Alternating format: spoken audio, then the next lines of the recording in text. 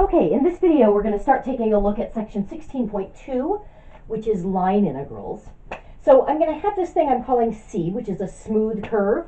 We'll review what it means for a curve to be smooth in a little bit. Okay. But we're going to be looking at integrals that look like this. The integral along C of f of xy ds. Now I want to just take a moment and look at everything that seems weird and wrong about that. So it's a single integral, but I'm integrating a function of two variables, and I'm integrating with respect to s, which isn't either of the two variables that shows up in there. So that doesn't seem very promising. Now, there are lots and lots of drawbacks to having to go online in the middle of the semester when you didn't sign up for an online class. But there is one benefit. If you need to take a moment and cry, or throw things against the wall, or just have a perfectly good tantrum, you go right ahead and do that. You just pause the video, get it out of your system. When you're ready, come back. We're going to make some sense of this thing. But take your time. Welcome back. Some of you were gone for a very long time. This really isn't that traumatic. Okay, so here's what we're thinking of. If I have C is a smooth curve, that just means that it can be smoothly parametrized.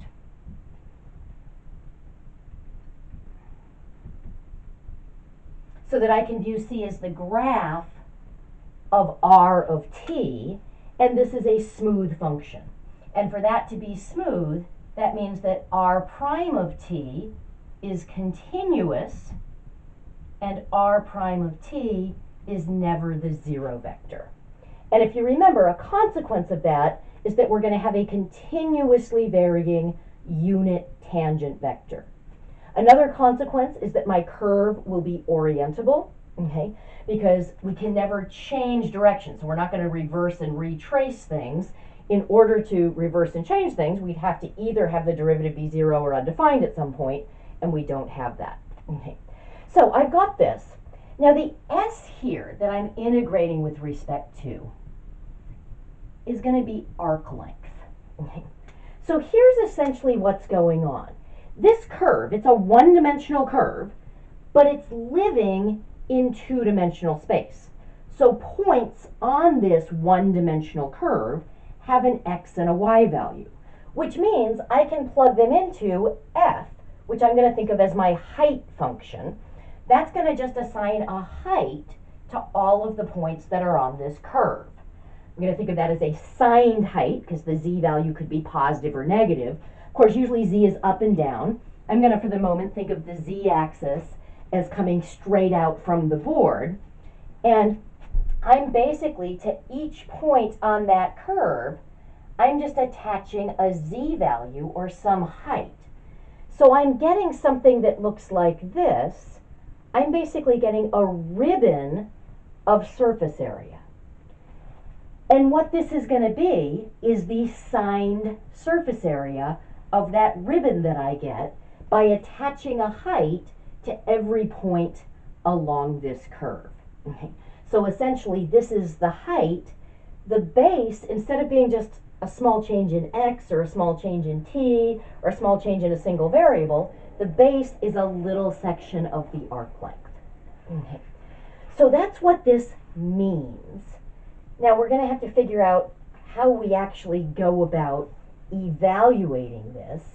And so, of course, we're going to go through our usual four-step process. We're going to take things and we're going to chop.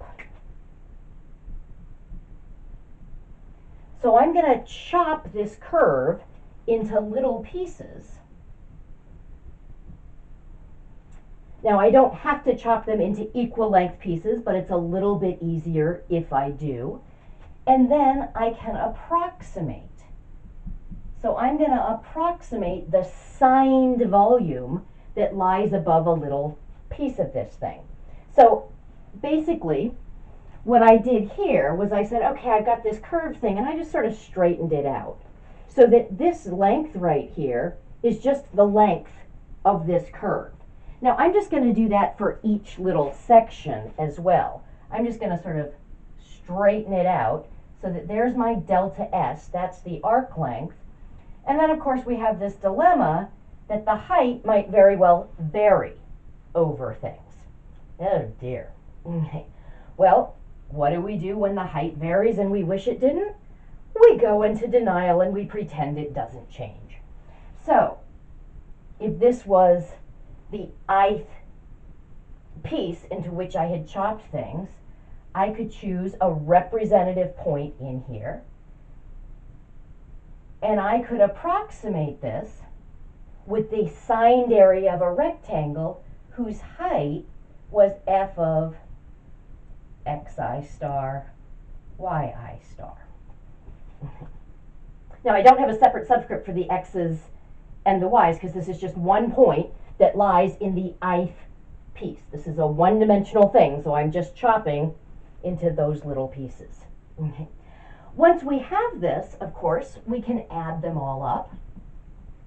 So I'm going to get this sum as I goes from 1 to n, where n would just be the number of pieces into which I have chopped this, of f of xi star yi star times delta s.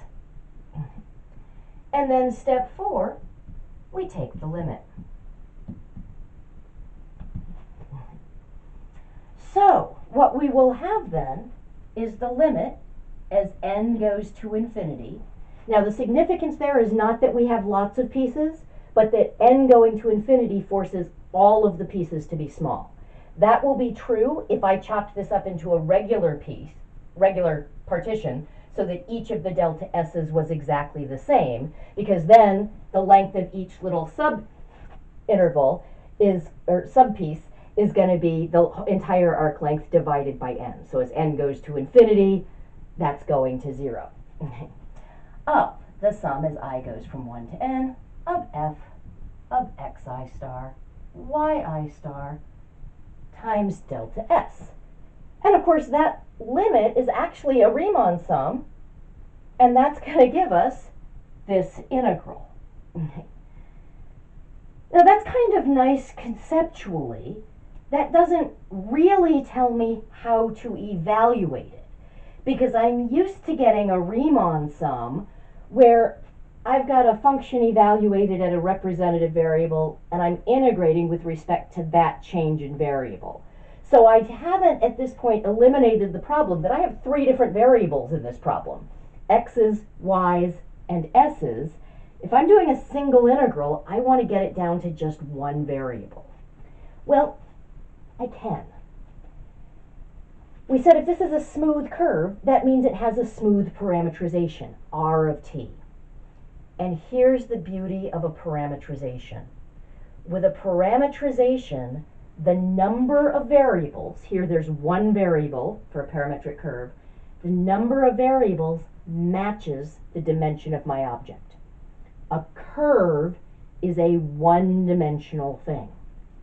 Okay? And when I parameterize, I'm describing it in terms of just one variable. This curve lives in 2 space, and I could have a parametric curve that lives in 3 space.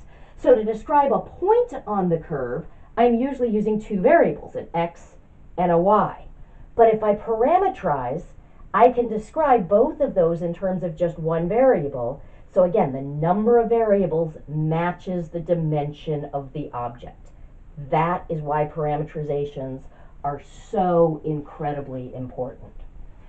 So what we're going to do is we're going to describe all of these parts in our Riemann sum. We're going to describe those in terms of t. Okay? Now, the height here, that's pretty straightforward, because if I parameterize my curve, if I had this point was my xi, yi star, that's going to be r of t for some value of t. So this is just going to become f of r of ti star, a representative t value that maps into that ith subinterval. Okay. Now for delta S, that's the arc length of that little piece. Now here we got to rack our brains. It's been a while since we've done arc length. But when we did arc length, we said that arc length was just the integral of the magnitude of the derivative with respect to t. That's how I would calculate the exact arc length of the entire curve, assuming that my parameterization started at a t value of a and ended at a t value of b. Now what that means is that I can approximate the arc length of a little subsection of that curve by taking the magnitude of r prime of ti star. I'm going to use the same t value that I'm using to get my representative height and multiplying that by delta t. Okay. Now if I do that,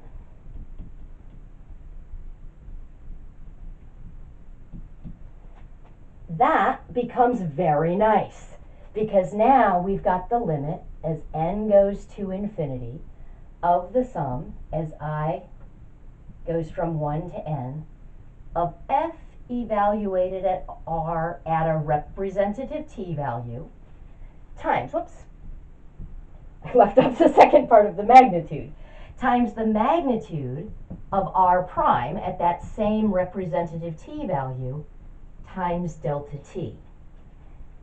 This is just a function. It's a product of two functions, but that gives me a function evaluated at a representative t value times a small change in t. This is a Riemann sum in a function of one variable t.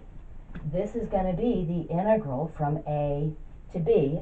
Again, assuming that we've parameterized this, r of t, I should probably write this in, with t varying between a and b, so that r of a would give me my starting point and r of b is my ending point. I get f of r of t, magnitude of r prime of t, dt.